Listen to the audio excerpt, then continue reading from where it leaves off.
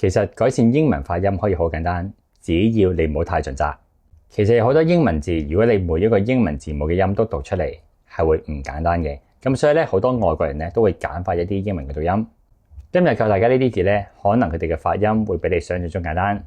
2月呢一個字，如果好正式咁讀咧，會變成 February。咁但係咁樣讀係好生硬嘅。簡單啲咧，你將佢變成兩個音節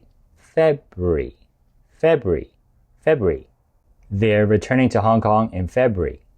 舒適的，如果我哋讀 comfortable， 其實係好生硬嘅，所以咧我哋可以讀三個音節 comfortable。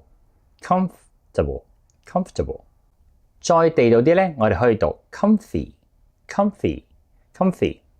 注意第二個音節咧，應該讀襟章個襟 comfy。This mattress is really comfortable， 或者 This mattress is really comfy。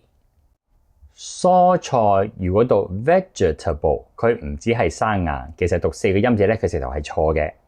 呢個字只有三個音節，應該係讀 vegetable。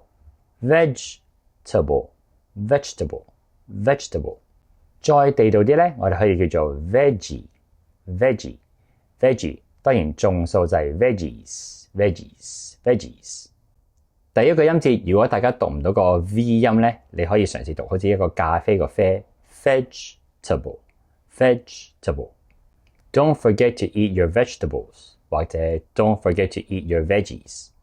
傍晚或者晚上呢個字唔應該讀三個音節，佢唔係 evening， 佢得兩個音節嘅咋 evening。Remember to bundle up。It's going to be a chilly evening。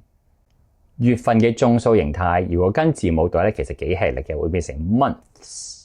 咁但係外國人咧，通常只會讀成 months。I've been waiting for months。After months of hard work, we're finally done。再重溫一下衣服，如果我哋讀 clothes， 其實係好吃力嘅，所以咧我哋可以讀成關閉。Clothes。I don't like any of my clothes. Let's go shopping this weekend。有冇啲常見嘅英文字你覺得好難讀嘅咧？